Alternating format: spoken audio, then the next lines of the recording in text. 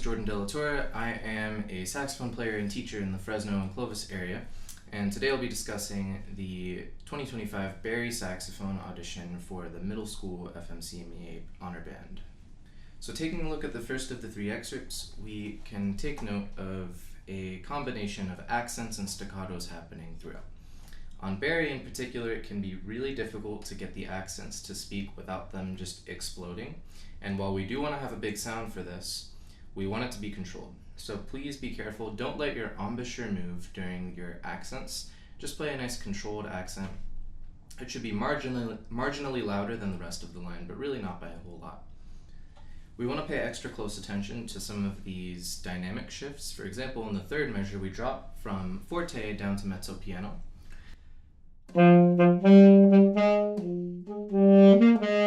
then we go all the way back up to forte, and then we drop again down to piano.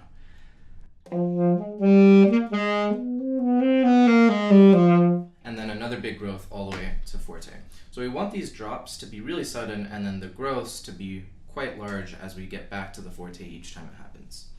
In measure 7, we see two forte pianos. If you've never seen forte piano, all it means is we play forte at the beginning of a note and then we drop right after. We see this all the time in jazz, so if you're in jazz band, this should be pretty familiar.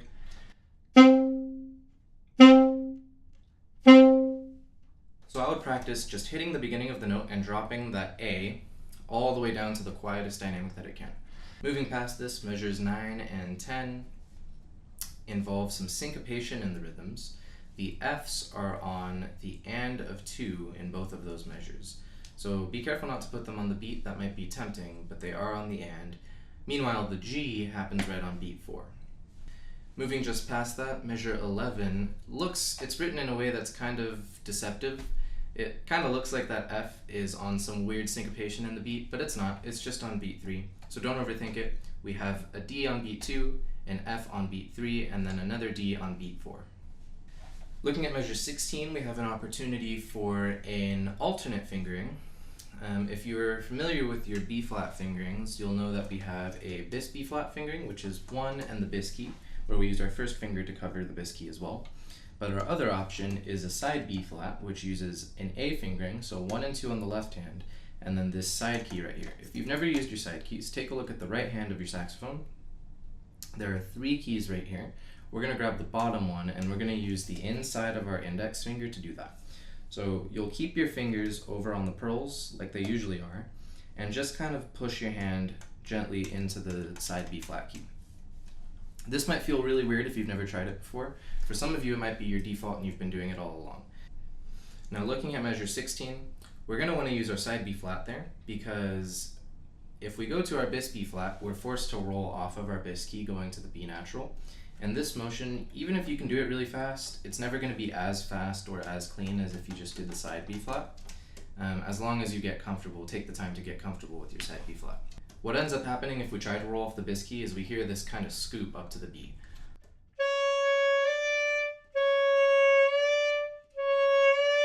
As opposed to just using the side B flat, where there's no scoop and it goes straight to the pitch. The following note, we go to a B, and then we go to a C. If you've never used your side C, take a look at your side keys again, and this time we're going to grab the middle one, and we're just going to use the side of our hand again to add that fingering to the regular B fingering.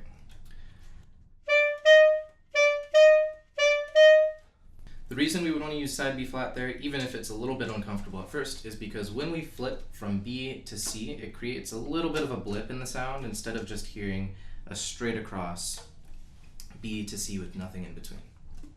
Following that, in measure 17, we get A to G sharp really fast out of nowhere.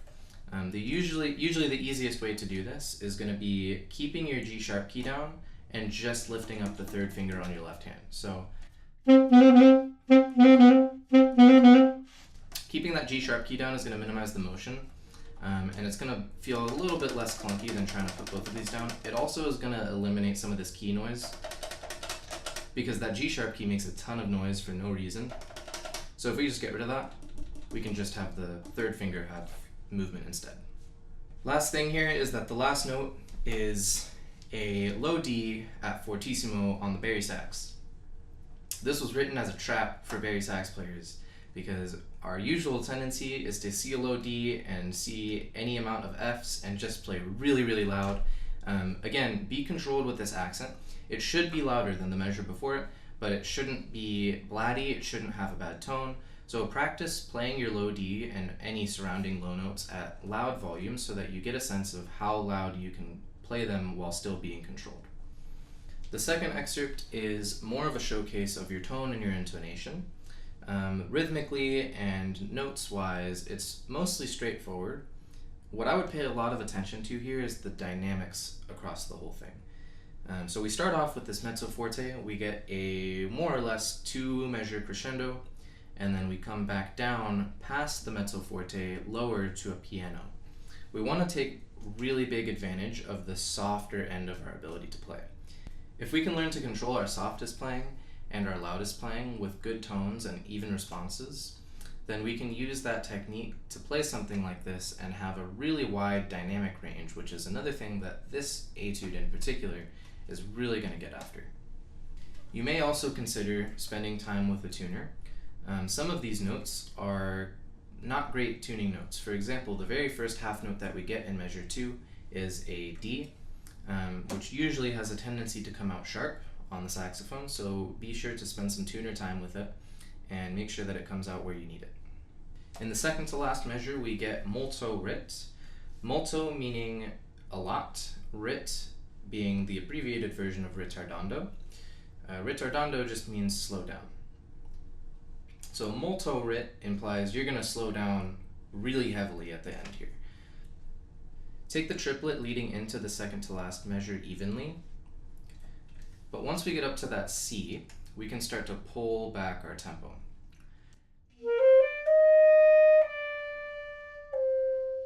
Wait here for a second on the rest, and then challenge yourself to play that last note at the softest dynamic you can play it, because that is the softest dynamic on the entire page across all 3 of the excerpts. So this is your chance to show off how quietly you're able to play. Now again, we don't want to hear airiness in the sound. We want it to be an even, beautiful sound.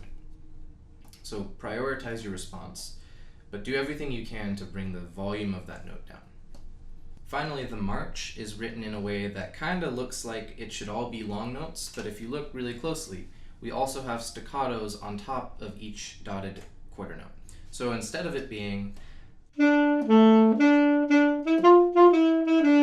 going to play all of those notes short.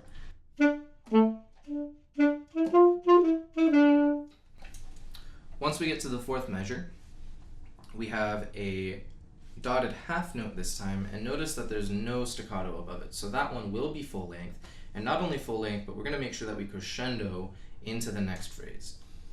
It might be tempting to take a breath there, but if you can, I would just power through it all the way to the F sharp at the end of the 8th measure.